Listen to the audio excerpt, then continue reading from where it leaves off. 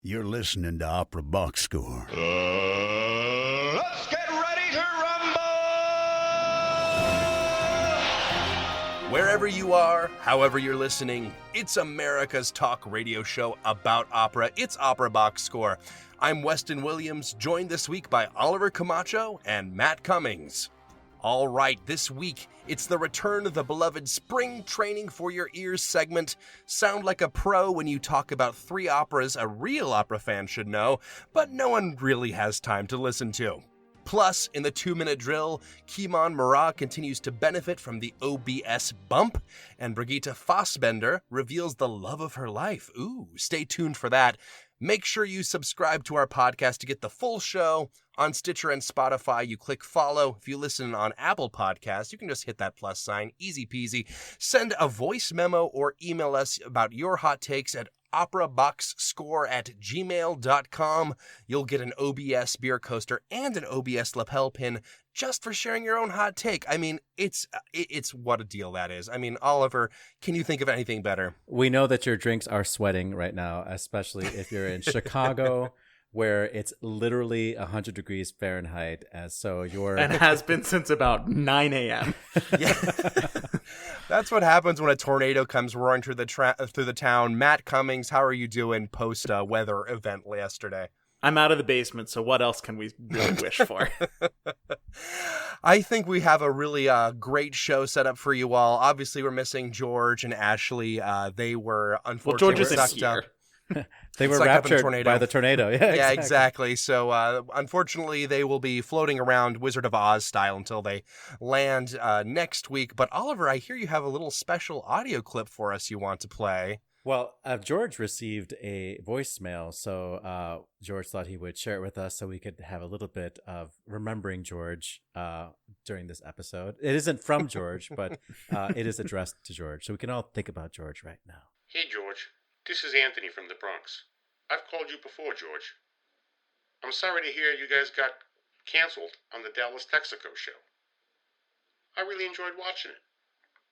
It was good to see you and Oliver, Ashley and Matt and Dustin. It was a good show. I don't know, George, if you knew this, but there used to be an old Texaco show with Uncle Milty, Carol Burnett, and now George Cedarquist. I don't know what went wrong. Anyway, sometimes that's just the way the cookie crumbles. But at least I can still hear you on the radio. All right, I'll talk to you later, George. Have a great one. Oh, let's talk some opera.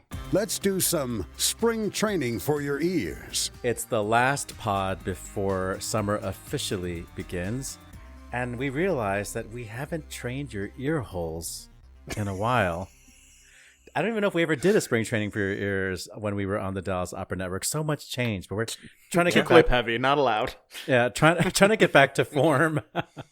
And we thought that we would talk about three operas, which you've heard of these operas, but you just will never get around to listening to them. Well, we did the work for you, and we listened to them. And maybe the next time they show up on the calendar at the opera company near you, like, yeah, I should see that because I know what it's about, and I know what the challenges are, and what the good music from it is, and why it's important. So we're going to go chronologically here, and we're really trying to emphasize why you should care, why this opera should be or is a part of the canon, maybe highlight some of the famous music, and maybe try to explain why we don't hear these shows that often. I'm going to begin with a composer who, just when you hear his name, you're already bored. Christoph Willibald. How do you say his name? Willibald. Willibald Gluck. Von Gluck, don't demote him. He's I forgot it was the fun. aristocracy. He really does sound like a Indiana Jones Nazi in terms of his naming convention. So if you know anything about Gluck, you know that he composed Orfeo and Eurydice. And yes, there are multiple versions of that, which is part of his story. And maybe the most famous aria, Che farò senza Eurydice, sort of defines what he is, what he represents on the timeline of opera. Which is being a fun sucker. Yes. He wanted to remove the excesses of Italian opera that had even found their way into French opera. Right. He wanted to make the music and the drama the star and not the celebrity singers. He was looking for that, often strived for verisimilitude in the music and looking for emotional truth. And even though his operas were often based on mythological characters, he was trying to humanize these people. And I will say that Mozart did a much better job of this, but Gluck is the guy who did it for French opera. Well, he also kind of, I think, inspired, future composers like, Berlioz. Mozart and Berlioz. I would say he inspired Berlioz. Yeah. Mozart and he were composing around the same time, so I think that they maybe inspired each other if they were paying attention. Yeah. But on the timeline, Gluck comes at the end of the French Baroque and ushers in the Rococo period. Rameau being the last great exponent of French Baroque opera. So, let's talk about an opera that is considered to be his best opera, at least the one that has the best drama, the best story, and maybe the best libretto that he ever set, which is confusing. It is Iphigénie en Tauride, which is its French name. In English, we say Iphigenia in Taurus. So sometimes you see both of those names thrown around and you might think they're two different operas. They're not. It's the same opera. But there are two different versions of it. There's the original 1761 version, 71 version. I've lost my notes. But the version that we're talking about is the 1778 version. Yes. I messed up here. I don't know what my notes say anymore. I must have gotten these wrong. But the Paris version comes later. Not to be confused with Iphigénie en Aulide or Iphigenia in Aulis, which is an opera that comes a couple years earlier on the timeline. It also has the Italian version. So there are 4 Gluck operas that have Iphigénie as the first word, if you think about these two operas and the two different versions. So that, yes, is confusing. Is it the same character? Yes. And you could sort of think of it as Iphigénie en Aulide as part 1, Strauss's Electra as part 2, and Iphigénie en Tauride as part 3. That's how the story sort of arc goes if we were trying to do like a trilogy, which I think would be pretty cool, actually. Idomeneo slides in there somewhere, too. Yes. The spin-off. Yes. And I will say that this opera, because of how well it does what Gluck wants to do, which is to really remove the feeling of it being a numbers show, like kind of erase the lines of like recitative and aria and ensemble and chorus, like where it all just sort of like free flows like the drama. This opera does do that very well, so much that you almost feel like, well, where's the tune in the show, because it just like vacillates from ensemble, recitative, chorus to arioso, and there is one famous aria which we'll get to soon. So this is the realization of his ideal of like having an opera that felt like a play, and it inspired Richard Strauss so much that Strauss wanted to he actually reorchestrated it and created a version that was actually used for a long time. He also inspired Berlioz, and Gluck also inspired Wagner. Wagner was a fan, especially of his opera Armide. Yep. Okay, so we'll talk about this show. It is the same family of Agamemnon and Clytemnestra with their children, Electra, Iphigenia. They really just couldn't catch a break, this family. Orestes, yeah, it's a pretty effed up family. So in Iphigénie, Iphigénie on Aulide, the Aulis opera, that's the story that most people know of Agamemnon in the Trojan War having to sacrifice Iphigenia. And then right at the last minute, the Deus Ex Machina moment is Diana coming to rescue her, and she gets taken away to Tauride, where she becomes a priestess of Diana. In the middle of that, Orestes comes home and finds that Clytemnestra has killed Agamemnon. First there's a war. First there's a war. Yeah. Don't forget that. No. The whole Trojan War thing. Yeah. And so he kills Agamemnon. I mean, he kills Clytemnestra and I can never say his name. Aegisthus. her new there we boat. go. Yeah, and then he is exiled, and so Iphigenia is in Tauride. This is now we're on part 3. We're now in this opera. I gave you the really really short version, and the Trojan War is over, and Iphigenia is tormented by dreams of her parents, even though she doesn't really know what happened to them. And lo and behold, 2 Greek strangers are shipwrecked, and they're captured on the island of Tauride, where she is, and they are sent to be sacrificed. That's Act 1. Act 2 is where it gets very interesting.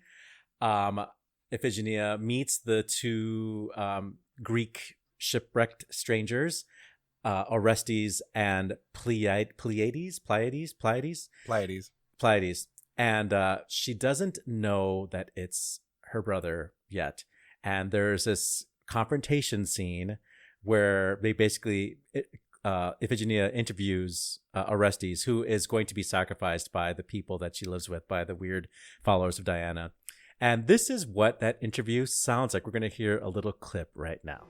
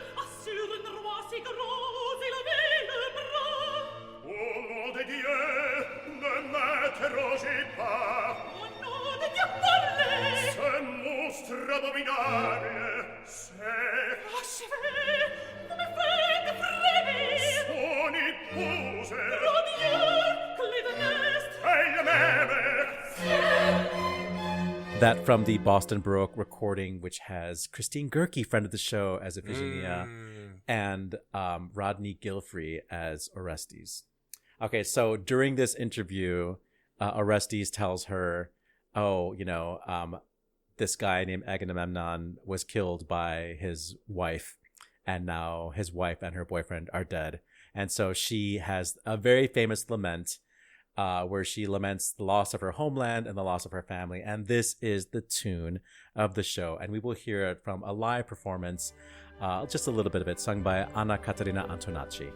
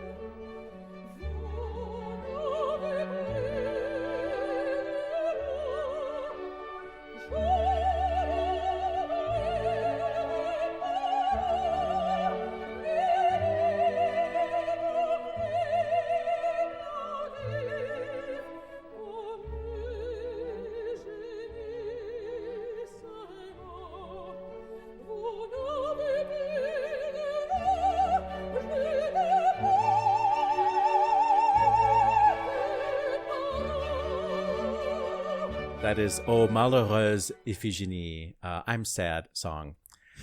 So in Act 3, this is really the crux of the opera. It turns out that Pleiades and Orestes, in all likelihood, are lovers, and they both were going to be sacrificed. But Iphigenia gives them an ultimatum.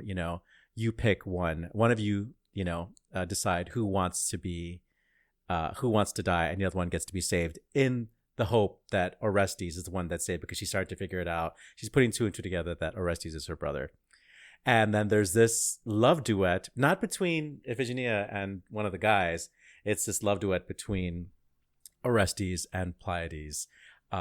These two guys. Yeah, exactly. And they basically they're basically arguing over each other, like, who gets to die? No, I want to die. No, I want to die. So can't believe this opera didn't make it onto our queerest opera brackets. So this is from the Act 3. This is the duet Et tu prétends encore que tu m'aimes. We will hear Thomas Allen as Orestes and Gustav Winberg, the late Gustav Winberg, as Pleiades.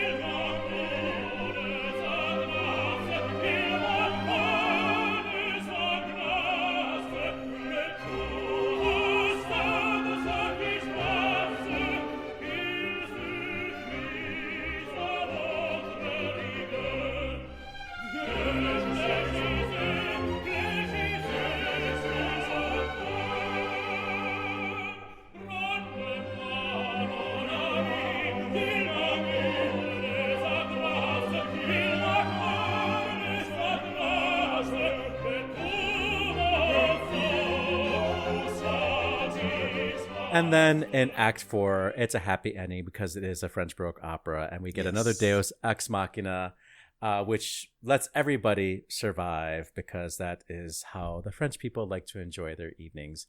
So, why should you know about this opera? Well, because it does mark this sort of move towards romantic opera and, less numbers. The same thing that Verdi was trying to do, the same thing that Donizetti was trying to do. Everybody's always trying to do this, but here it was happening in the 18th century. It has great chorus. It does pick up from Rameau's treatment of the orchestra, which in and of itself was a genius thing. I think Rameau did it better, but here Gluck is utilizing the orchestra in a way that heretofore in Baroque operas really wasn't employed, especially in the Italian Baroque operas. And the role of Iphigenia or Iphigenie has been coveted by artists like Maria Callas, who made a movie of it because it's a great acting role. And Montserrat Caballé. That's Greek pride. Yeah, exactly. And in the current generation, Susan Graham has been one of the main exponents. Stephanie Blythe, I think, too. Oh, wow. Okay. And, I think it's great if you like Greek mythology. I'm a big Greek mythology stan. Oh, yeah. And I love the gay stuff. So I'm here for Iphigenia. It is not super exciting. And, of course, there are many different versions. And you might get a version that has a lot of dance music in it, which could be good if they actually have a dance troupe. But more often than not, you get this dance music and no movement, which just makes the opera seem really long. I think it's still worth a listen, though. And I think it has certain amount of hipster points. I feel like everyone goes and sees, Eurydice and nothing else. But this is a great one to be like, I've heard this one by Gluck, so I am better than you, which is really, I think, what this segment is all about. Spring Training for Your Ears is all about feeling superior. Matt, what is your selection for this somewhat lesser known, but you should check it out anyway, opera experience that we're going through right now? So I, for a long time, have carried a bit of a torch for Verdi's most forgotten middle to late problem child, which is La Forza del Destino. Or The Force of Destiny, which can I just say, in terms of Verdi opera titles in general, top tier title. It sounds great in English and Italian. It's amazing. And it really, like, I think they put a little bit too much attention on the title and not enough on character motivations. If I have one kind of critique of this opera in general. But you might only be familiar with this piece if you read the series of Unfortunate Events novels, because it does feature prominently in it. The plot of this opera definitely picks up in terms of ridiculousness where Trovatore left off. So a summary can take a very long time, but here is the cliffiest notes version of La Forza del Destino that I can possibly muster. So we open in Act 1 with Leonora, who is the daughter of the Marquess of Calatrava, and she is betrothed to a young nobleman from South America, Don Alvaro, and the two of them are going to elope because her father doesn't approve of her marrying a non-European. Very classic. Not woke for 19th century. And as they're making these plans, he walks in on them. And Don Alvaro is going to surrender instead of fighting with her dad. But when he puts down his pistol, it accidentally goes off and kills him anyway. Gun safety. Force of Destiny, Classic. 1. Don Alvaro, 0. Act 2 picks up a year later. Leonora is on her way to try to be reunited with him because they have lost each other in their travels. She's at this inn and she runs into who but her brother, who is in disguise as a student, looking for her. There's also a fortune teller there, for some reason. And Leonora hears him tell the fortune teller that he is hunting down Don Alvaro, which tells her that he's still alive. So she's going to run away to a monastery and hide to make it safe. She makes it to that monastery and sings for approximately 45 minutes straight before she is eventually given some refuge and peace and is hidden in a cave in the mountain behind the monastery. Act 3, we've got another time jump. It's 5 years later. The Spanish army is now in Italy, and who has become best friends but Don Alvaro, the fiancé, and Don Carlo, the brother? They're both under assumed names, and neither one recognizes each other because they do not meet in Act 1. Of course not. How could you have destiny if you meet in Act 1?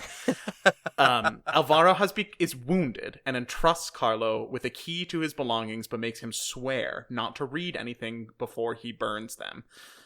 And when Carlo promises to award him the Order of Calatrava, Alvaro totally freaks out, which gets Carlo's antennae up. And so he does go through the letters and sees Leonora's portrait and figures out what exactly is going on here. And the two of them start to duel, but Alvaro escapes and runs away to a monastery. Interesting. I wonder if it's the same monastery. Not very destinous. Many hijinks ensue when the soldiers and the fortune teller come back. The plot kind of comes to a screeching halt here for a good amount of time. But eventually, Don Carlo shows up back at the monastery, looking... which is apparently the only monastery anywhere in Europe, because it's where everyone keeps ending up. Yeah. He's looking for Don Alvaro, and instead of accepting Don Alvaro's offer of peace, he starts chasing him. And where does that chase lead? But right to the cave where Leonora is hiding. And so she runs out in the middle of her brother and her fiancé having this duel. Alvaro wounds Carlo, and when Leonora rushes over to embrace him, he stabs her in the heart to get revenge for her fiancé having killed their father. So in the original version of the opera, Alvaro throws himself off of a cliff because he's so distraught about this, but Verdi did go back and revise it, and in the revised version, he stops cursing fate and is redeemed. And that's really the version that pretty much everyone does, unless you're in Russia, because the original version did premiere in Russia. The reason why this opera is really quite great is that it has some of the best arias that Verdi ever wrote. The one you probably already know is Pace Pace Mio Dio, which is I'm almost at the very end of the opera when Leonora is just like, oh my god, let me die. I can't take this anymore. I'm stuck in this cave. Everyone is mad at me. Please, Lord, give me peace. But that is, I think, her fourth aria in the opera, and they're practically all bangers. The tenor and baritone each get a great aria in as well. There are some great duets. There's an incredible love duet right in the first act before the gun goes off by accident. The dual duet is really pretty fantastic too. And because this opera requires such extreme vocalism, there are a handful of recordings of it that are really quite good with like names Leontine Price made 3 or 4 recordings of it between the studio and live performances that were recorded and distributed. Renata Tebaldi, I think, has 3 recordings of it. Zinka Milanov was a famous interpreter of this role. For my money, the best one is Martina Arroyo, who is so radiant in these soaring lines. The way I want to play a clip of her singing the second aria, which is right when she gets to the monastery. And let's listen to that now.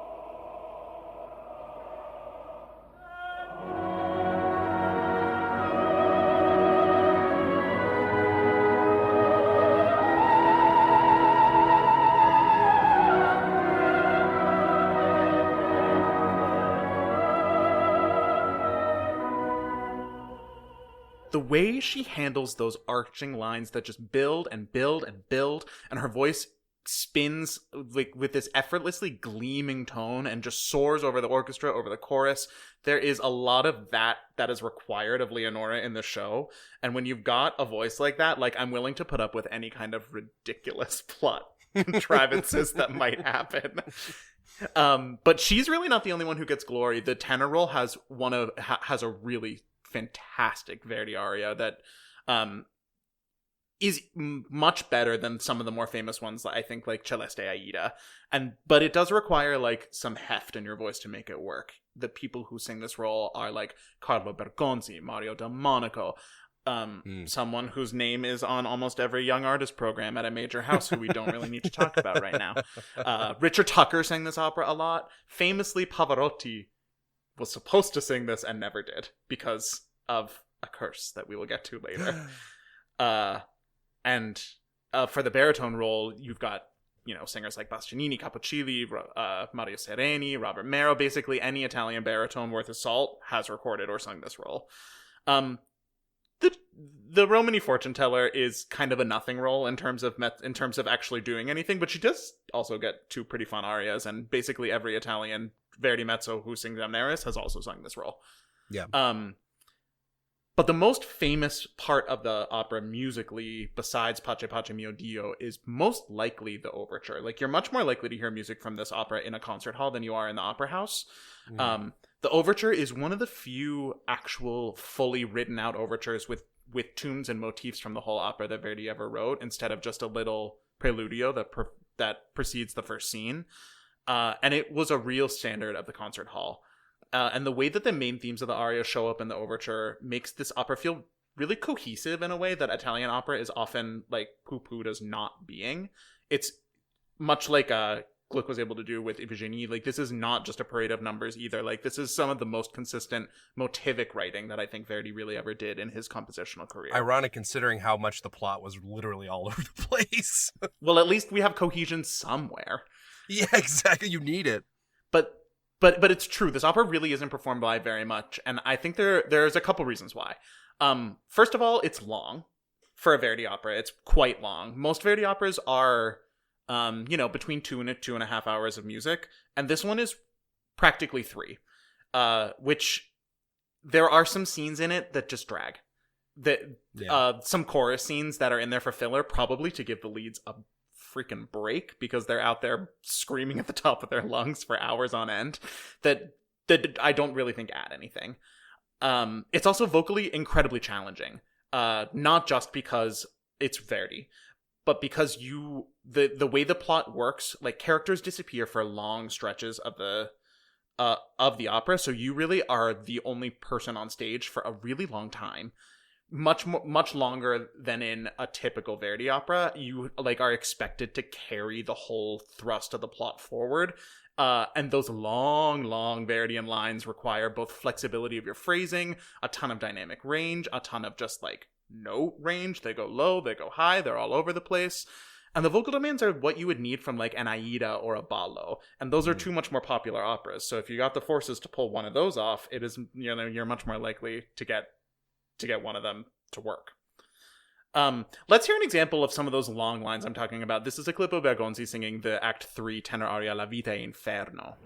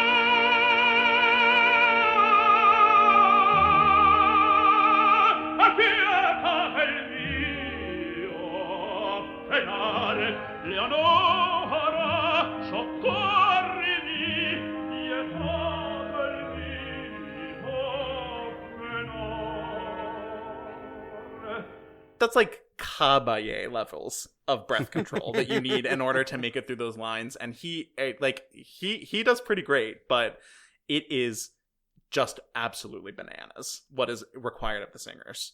I know that we have to move on, but you have to hear the Jose Carreras performance from I forget, it's from Spain, I think. From 1978. It's an Italian performance, I think, of Teatro Maggiore or something like that. But it's a very easy to find YouTube clip, and it's Jose Carreras at his best. If you've never been a fan of his, you will become a fan watching him sing that aria. Yeah.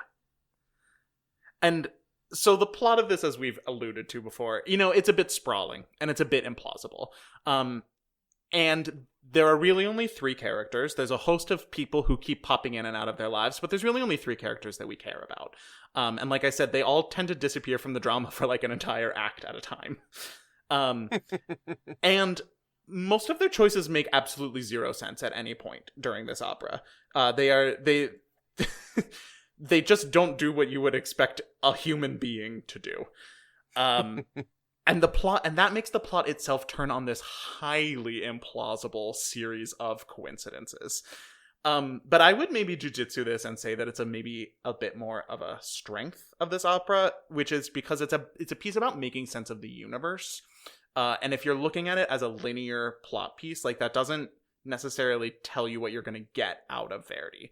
Like I think it's about these encounters and these mishaps of these three characters and how they keep colliding and like the relationship between what is in your control and what is out of your control. So it's like if anything, it's like more of a series of vignettes than a true linear plot. The most famous reason why you're not going to hear this opera in the opera house is that it is cursed. That goes. La maledizione. You might remember this from our Halloween Spooktacular Ghost Stories episode back in October. The curse of this opera goes all the way back to its premiere, where it was delayed due to a singer's illness. But by far, the most famous evidence for the curse of La Forza del Destino comes from a performance at the Metropolitan Opera from one baritone, Leonard Warren, who literally dropped dead of a heart attack in the middle of singing his aria, To Die a Tremendous Thing. Let's hear a clip of that aria right here, of Leonard Warren singing it.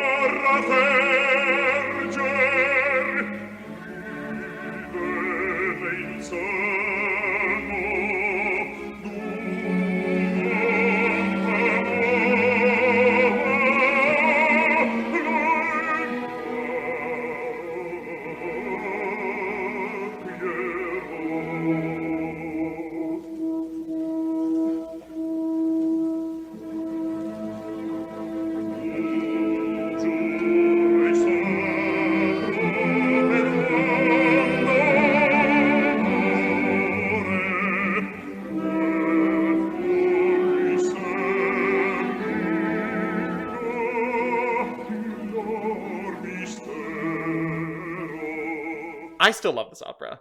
And the reason why you should care is that it has some of Verdi's most sophisticated use of musical symbolism.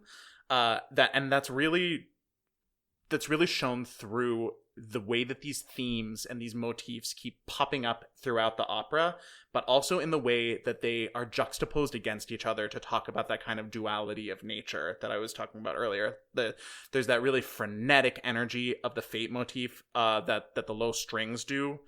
That's often set against this really slowly unfolding, arching, aching lyricism of the vocal lines. And this kind of push-pull between trying to make your own choices and be your own person, and a fate that won't allow you to do that and just renders you powerless in the face of happenstance. It's maybe not the most traditional source of drama in terms of what we expect from opera today, but it can really create some opportunities for spectacular, just nail you to the wall musical moments, and particularly if you've got a voice that can really carry it. So to take us home, let's listen to my favorite and yours, Opera Box Score's original Hall of Fame inductee, Leontine Price, singing Pace Pace Mio Dio.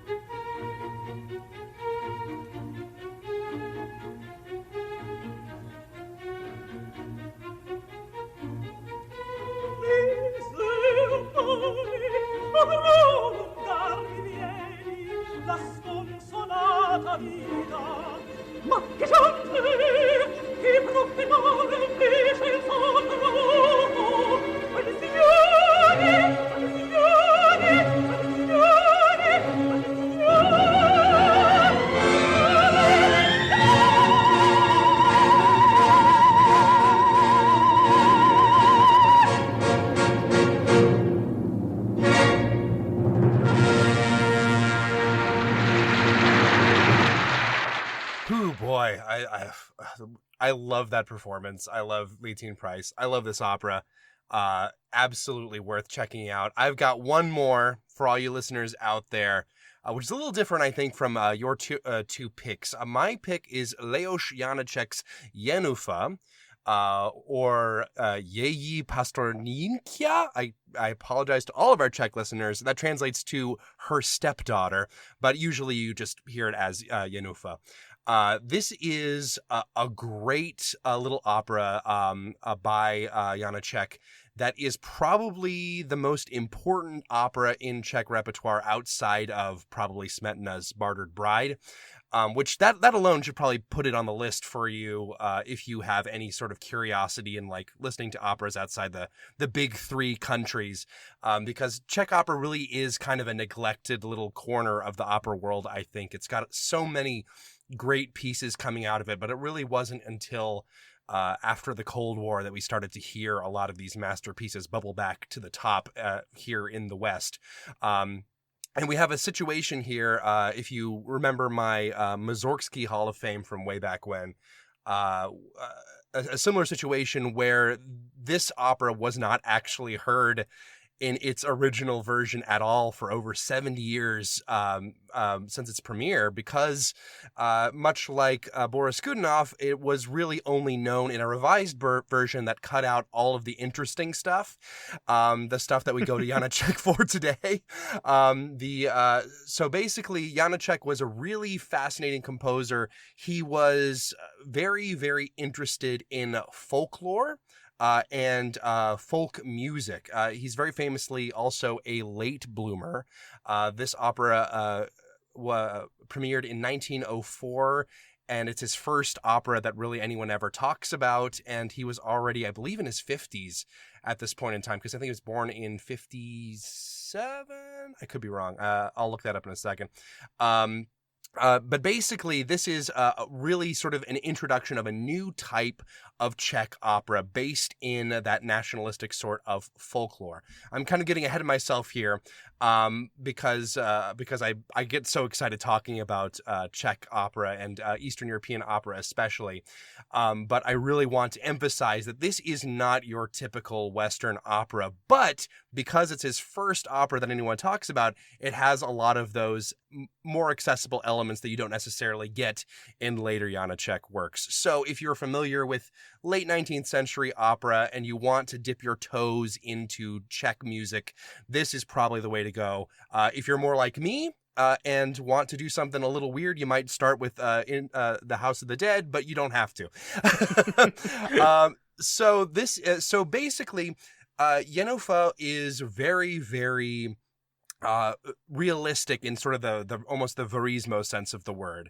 It's very much interested in the struggles of ordinary people and their problems, which is another reason I don't think it gets performed too much, because the story is frankly a little bit of a bummer all the way through. And you kind of need a family tree to figure out what's going on. Also true. Yeah, I kind of wrote down a little sort of quick like synopsis. I'll do my best here. So let me see if I can find. Okay, so basically, Jenůfa, the titular character, is caught up in a love triangle between two half brothers, Laka and Steva. It might be Steva, I think. She loves Steva and becomes pregnant with his child, which makes Laka jealous. He slices her cheek with a knife in retaliation. I cut you. Exactly, very literally. And because Jenůfa can't catch a break, she becomes a little disfigured, and that means that Steva leaves her, which makes Laka kind of her only option for marriage. So Jenůfa's stepmother, Kostelnička, lies to him and says that the baby that was Steva's baby is dead. And now once she says that, well, she's trapped in the lie now. So she's like, I got to go out and drown this baby. So she does. So because Jenůfa has to have this husband to support her, because this is, the Czechoslovakia in, the 1800s, you really do have to have that. So so she drowns the baby, and gaslights Jenůfa into saying the baby was stillborn. The body ends up being discovered at the wedding, and Jenůfa gets so distressed, the townspeople initially want to basically hang her for the crime. Then Kostelnička has to come forward and admit to murdering the baby, and then Jenůfa forgives her. And Laka, who is the person she is marrying, says that, she tries to let him go and say, like, you don't want to be with me, and he says, actually, I do want to be with you. So it's a happy ending with sort of the kind of abusive boyfriend kind of thing.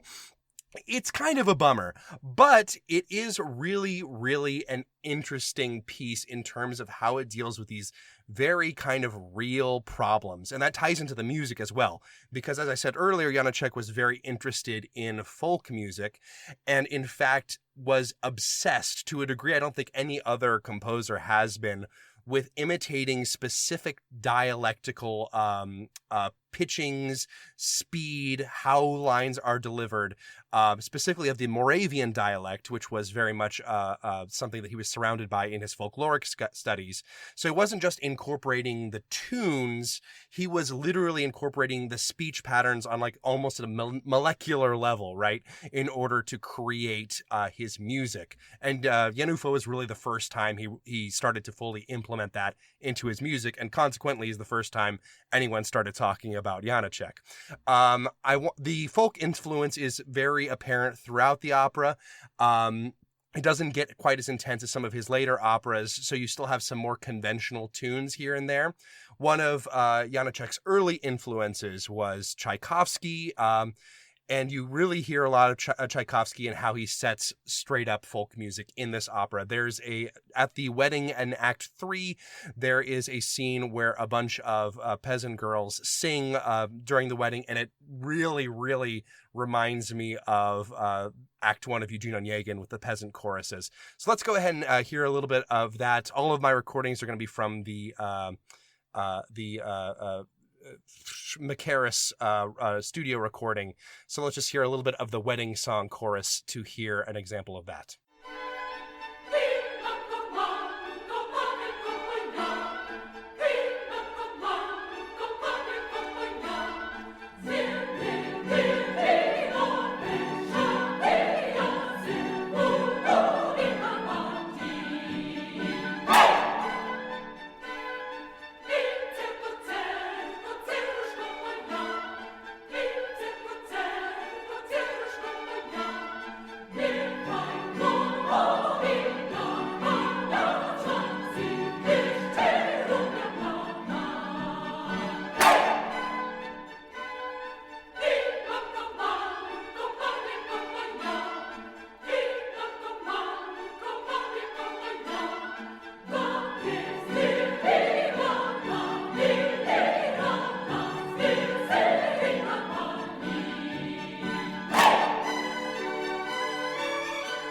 Obviously, this is very tonal. This is very accessible to 19th century audiences, but there's also something a little bit different about it too, right? I said before that this the original orchestration wasn't really around for 70 years, and in fact, Macaris himself was the one who compiled the original orchestrations, not just for this opera, but for Katia Kabanova, Vec Macropoulos, and The House of the Dead. He was restoring these because at the time period, people heard of the orchestrations particularly and thought it was very odd sounding. And you might have heard a little bit in that clip. There is the way he spaces out chords and instruments is very interesting, especially in later works. There's this almost feeling of hollowness between the extreme high strings and the lower instruments, and there's nothing in the middle. It's a very interesting sound, and consequently, I don't think Janacek, his music records particularly well. This is his music, I think, is something that you should try to experience live if you can, because that's when you really understand, oh, this is how these sounds are supposed to interact and how they're supposed to make me feel, which you don't always get from recordings. However, obviously, the Macaris recordings are iconic because they restored the original intentions of the composer, and they all star the amazing Elisabeth Söderström, who made the premiere recordings of all of those sort of titular characters in Katia Kabanova, Macropoulos Affair, and of course Janúfa, which you've been talking about. This is the 1982 recording, and it is still, in my opinion, the definitive recording of this opera, and they're all worth checking out. So I want to play another little clip of Söderström interpreting the prayer. This is the prayer that happens when she's praying for the safety of her baby right before she gets gaslit into thinking the baby was already dead. So take a listen to that.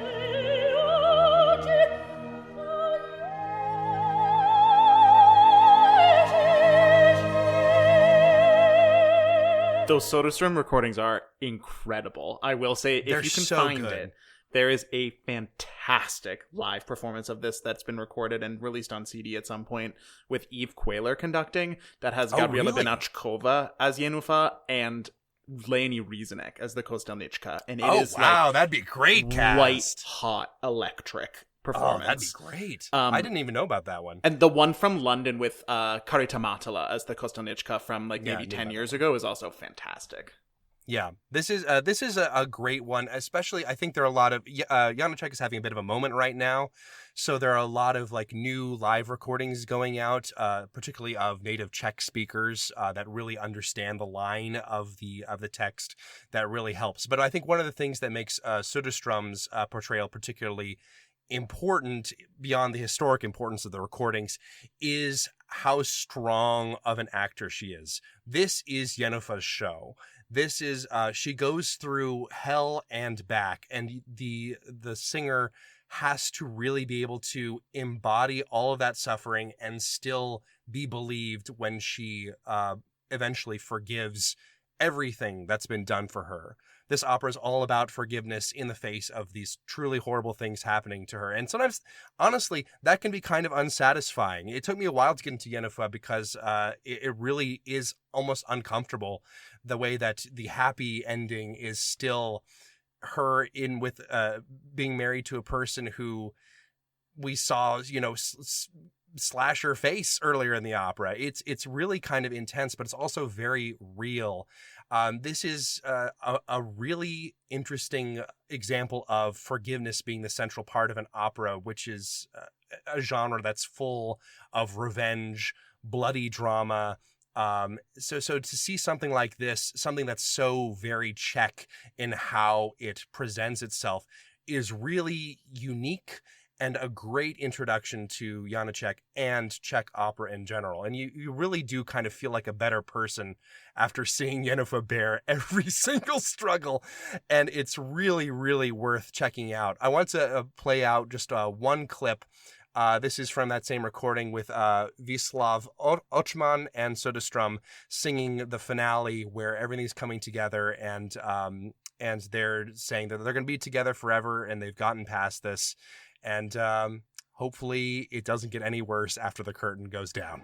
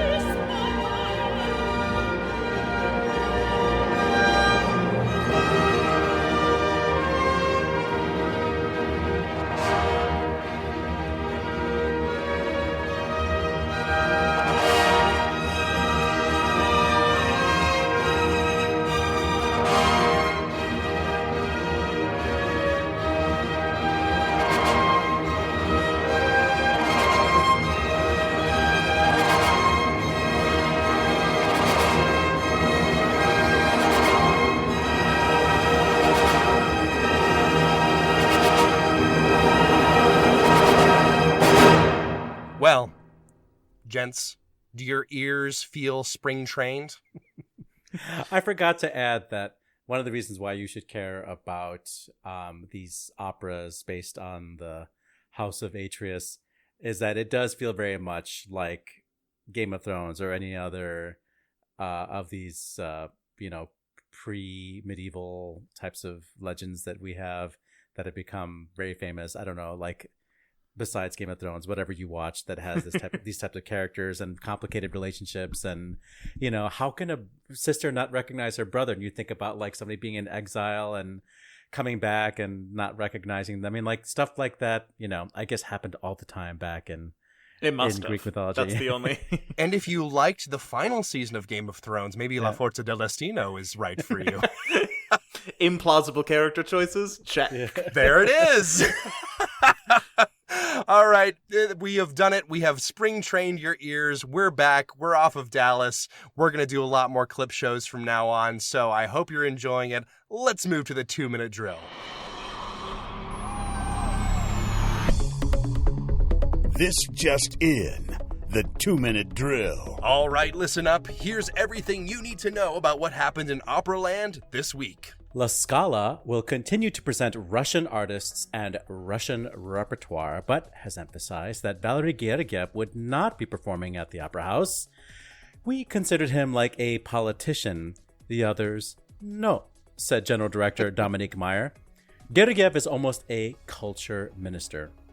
La Scala's upcoming season will include singers such as Anna Netrebko, Ildar Bratzikov, Dmitry Korchak, and Ekaterina Semenchuk. San Francisco Opera has named the 6 multidisciplinary innovators who are decidedly outside of the opera field into the company's R&D initiative called Instigators.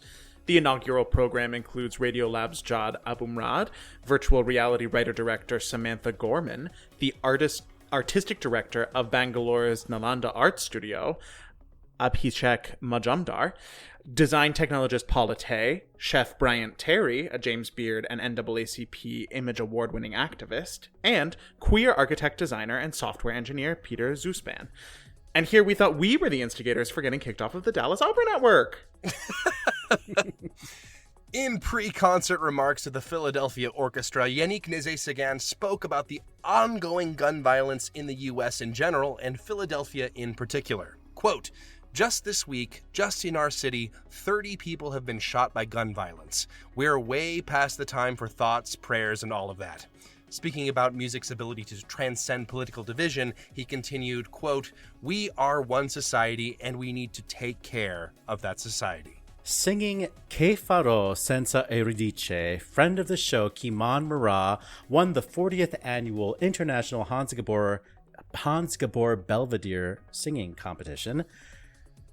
Kimon was joined at the podium by Ukrainian baritone Nikita Ivashenko in second place and South African-based baritone Ruben Mbanabi in third.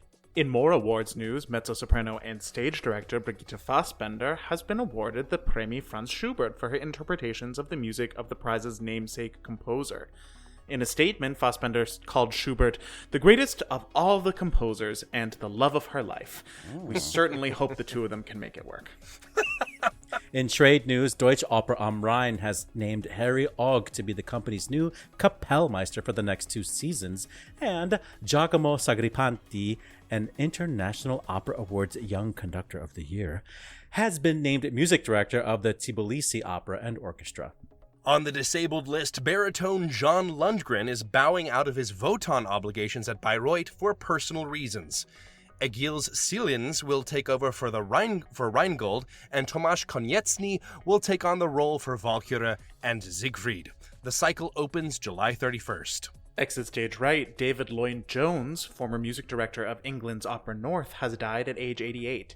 Lloyd-Jones was a founding member of the Leeds-based touring company and served as music director from 1978 until 1990, establishing Opera North as an acclaimed national company. And on this day, June 14th, in 1466, it was the birth of the Venetian music printer Ottaviano del Petrucci. You know who that is, the namesake of IMSLP.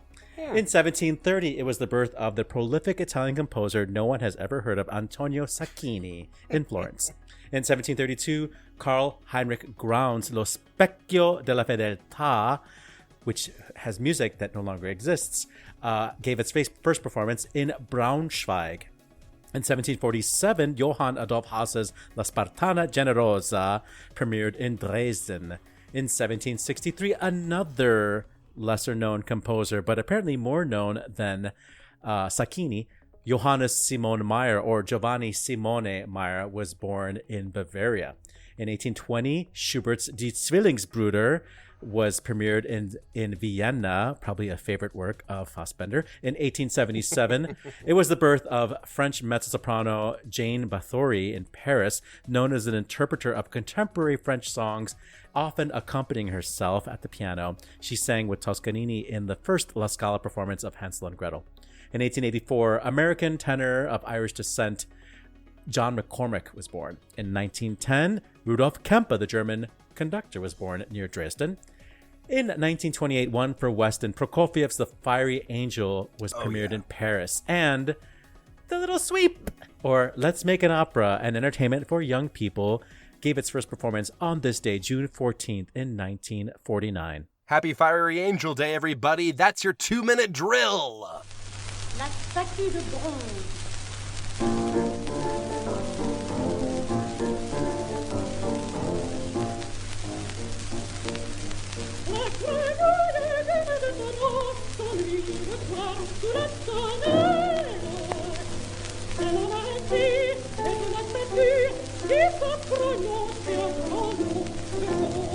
A little bit of Jane Batory probably accompanying herself in an adorable announcement from the stage as to what, or probably in the recording studio, what she was playing, a song by Eric Satie.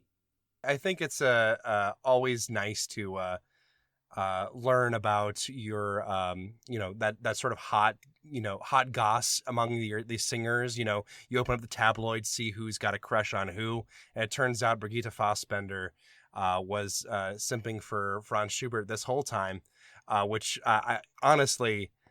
Here's the thing about Brigitte Fassbender. She has been the object of desire of many lesbians over the decades, but she has been very secretive about her own sexuality, and she's not public about it. And you would think, oh, she's got to be like, she's like one of the most butch lesbians you could imagine, She's got to be out. She's not. So as it turns out, she is devoted to Franz Schubert. And it's a very specific sexuality, but we support it here on Opera Box Score. Happy Happy Pride Month, everybody. Do hold a Kunst indeed. Yeah. One of the new boxes you can check on the census form. Send us a voice memo or email us your hot takes at operaboxscore@gmail.com. Send us a voicemail like Anthony from the Bronx. You'll get an OBS beer coaster and an OBS lapel pin just for sharing your hot take. Yes, it's such a good deal, and we'll have more of George next week. But until then, I'm in charge of sort of divvying out the news. So, Matt, what do you want to talk about this week?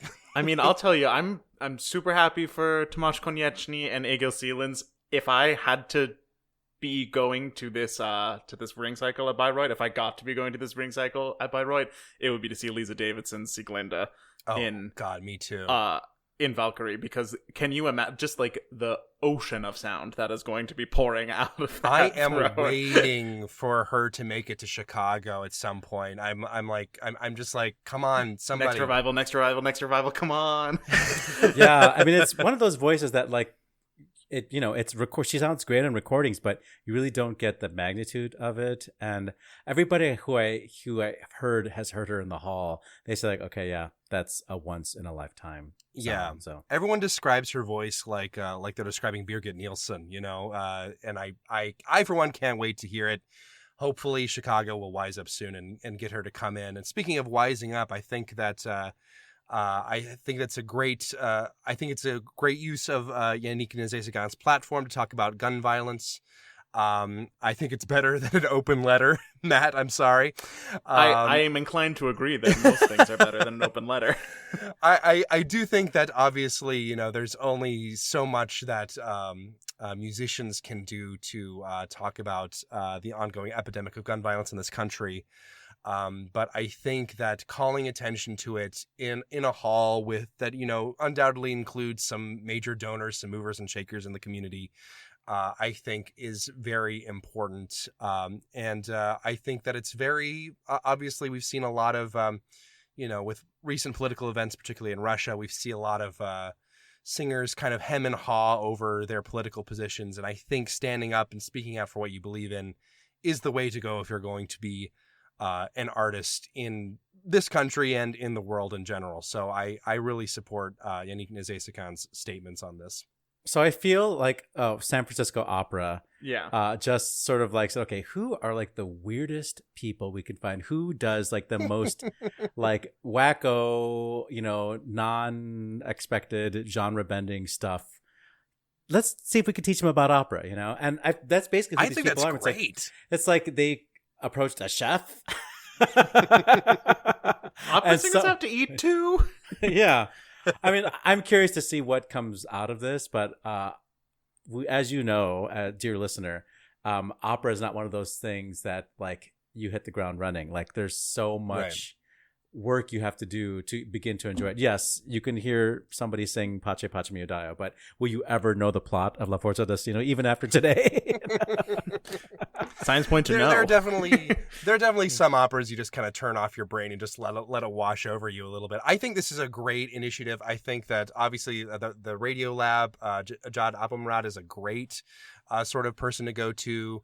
I think the virtual reality is. I think it'd be great if we were on this list, but I think that it's one of the things that we've been seeing, especially over the past couple years since the pandemic, is an increased focus of opera companies on what about the people outside of the insular little opera world. I mean, as much as you and I here on this podcast are part of that insular opera world in some ways, it's so important to not get so caught up in like navel gazing and thinking about like, well, what do we think is cool, right? Yeah. You need to look outside of opera and see what other people think is interesting and seeing how it might be incorporated. I think it's a really exciting initiative from San Francisco.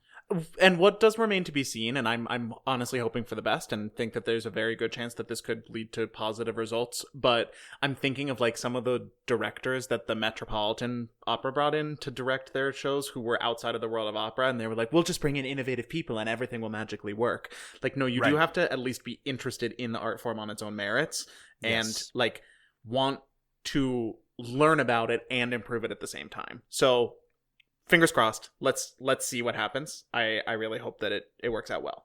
Let's hope it will end up being a good call and not a bad call. And, oh, hey, look at that. Guess what time it is? Good call. Bad call on Opera Box Score. That's right. It's good call, bad call. It is how we end every show here on Opera Box Score. Oliver Camacho, what do you have for me?